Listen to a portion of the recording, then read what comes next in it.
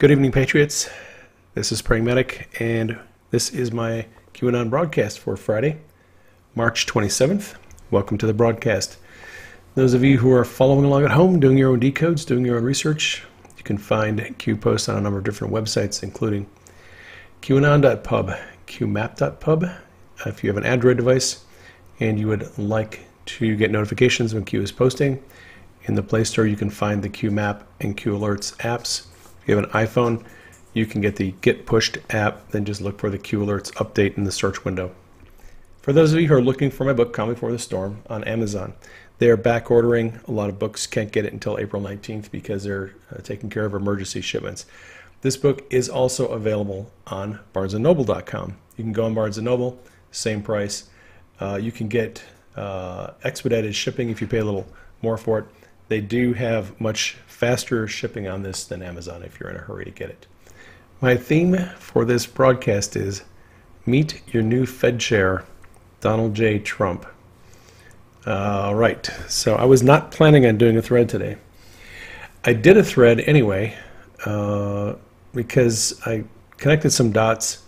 Actually, a couple of people on Twitter sent me some information, and it's about the silent war continues. So we'll start with this, and then I'll finish up with today's Q post. So for about a month or so, Q has been dropping clues about the silent war, and most of the posts have the silent war continues. I think the first one was on February 5th, actually. So this is a post from yesterday. And along with that post, yesterday, Q posted infiltration instead of invasion.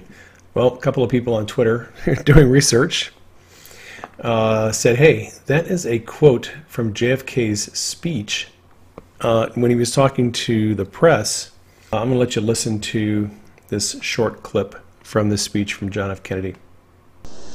For we are opposed around the world by a monolithic and ruthless conspiracy that relies primarily on covert means for expanding its sphere of influence, on infiltration instead of invasion, on subversion instead of elections, on intimidation instead of free choice, on guerrillas by night instead of armies by day. It is a system which has conscripted vast human and material resources into the building of a tightly knit, highly efficient machine that combines military, diplomatic, intelligence, economic, scientific, and political operations. Now, that speech, of course, the larger context of that, it was a message he was giving to the press, and it had to do with national security and the media's responsibility for reporting the truth without leaking information that would be harmful to government or society. You can find this entire speech on YouTube. I'm not going to play the whole thing. It's quite long. I think the entire speech is 13 minutes. But there are some very interesting clues in this speech that Q has been dropping us in hints about. And I think a lot more things connect back to this speech by Kennedy. He gets into discussion of the deep state and a malevolent cabal of people who are essentially fighting against freedom and democracy. And you can find the full text of this speech, the jfklibrary.org/archives. This is a post by Q from, February of 2018. Rest in peace, Mr. President, JFK. Through your wisdom and strength, since your tragic death, patriots have planned, installed, and by the grace of God, activated the beam of light. We will forever remember your sacrifice. May you look down from above and continue to guide us as we ring the bell of freedom and destroy those who wish to sacrifice our children, our way of life, and our world. We the people. Prayer said every single day in the Oval Office. JFK, Secret Societies, where we go one, we go all. All right. Interestingly enough, today, Bob Dylan released a tribute to President Kennedy. I listened to the song this morning. My friend Pepper posted it this morning on Twitter, and I was scrolling through there, and I was like, wow, check this out. 17 minutes long. It's a tribute to John Kennedy, talks about his assassination, and it is a very, I find it interesting that the song is 17 minutes long, and it was released today after Q has been dropping all these crumbs about the silent war, which kind of goes back to Kennedy. Now, speaking of the silent war, if you're not aware of this, Eric Holder has been posting these photos of John and Bobby Kennedy and running his mouth about leadership and how insinuating that Trump is a bad leader. These images to me also look like a veiled threat. That is why I insist and ask people to keep President Trump in prayer, because we don't want anything bad to happen to him. All right, now let's go to the newer information. So today's post is about the Federal Reserve. As a candidate for president, Donald Trump said he did not have a whole lot of fondness for the Federal Reserve. You can go back and find interviews with him, and he just explained that he wasn't a fan of the Federal Reserve, although some conservatives really like the Federal Reserve because it can help control swings in the markets. He was not a fan. Now, the interesting thing is, in that same interview, he shared his thoughts on returning the U.S. to the gold standard. I'll let you listen to this video. Can you envision a scenario that this country ever goes back to the gold standard? Well, in some ways, I like the gold standard. There's something very nice about the gold standard, and you have to go back at the right time, like when gold does the old crash show. But there's something very nice about having something solid. You know, we used to have a very, very solid country because it was based on a gold standard. We don't have that anymore. There is something very nice about the concept of that.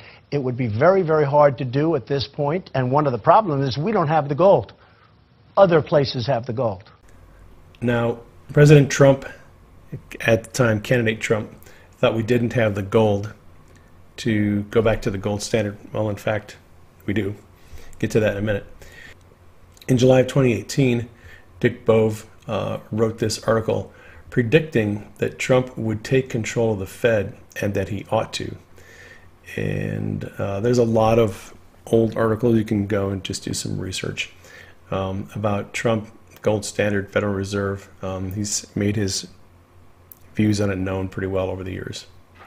If you're interested in knowing how the U.S. might return to the gold standard, the Cato Institute did an analysis of recent proposals, and this was in 1982, so this is an old article, but it is an analysis and summary of proposals on different ways that the United States could return to the gold standard.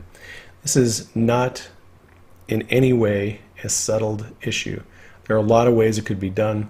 Some of the proposals got rid of the Federal Reserve, some kept the Federal Reserve.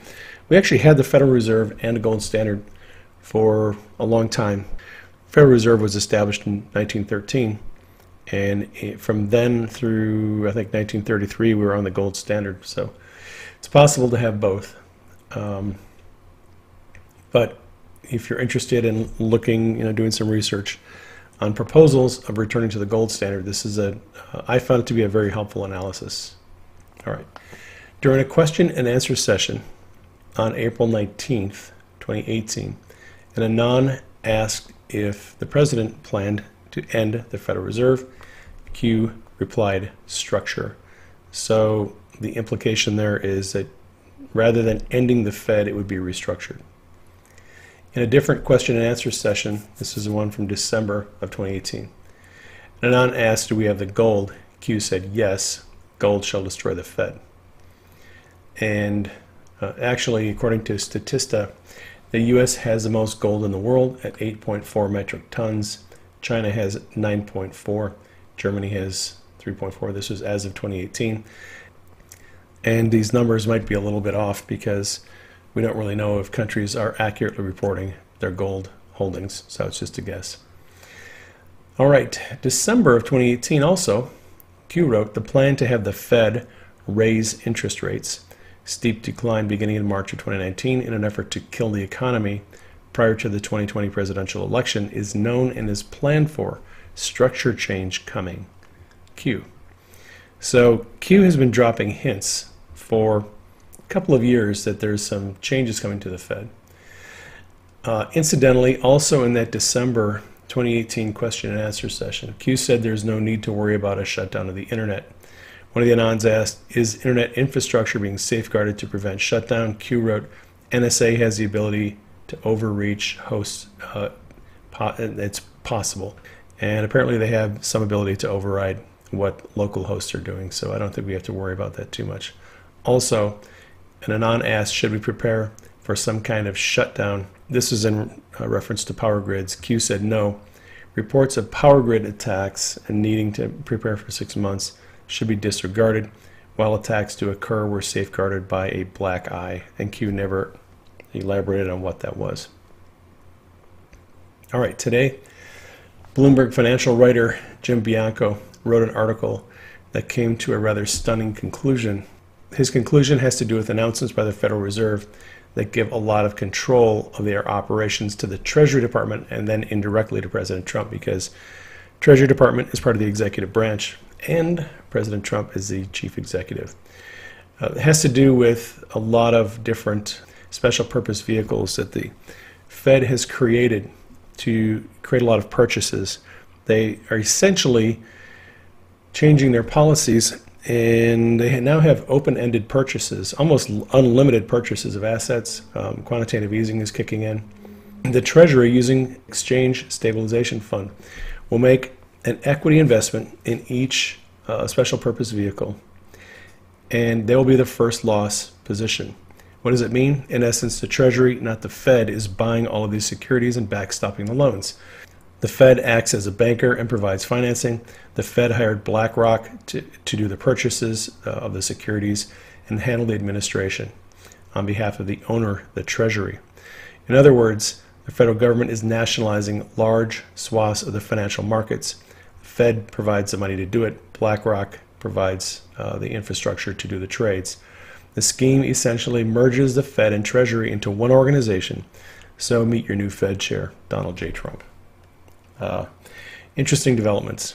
In all of this market turmoil, Trump and Steve Mnuchin and the other geniuses that Trump surrounds him with figured a way to get more control over the Fed.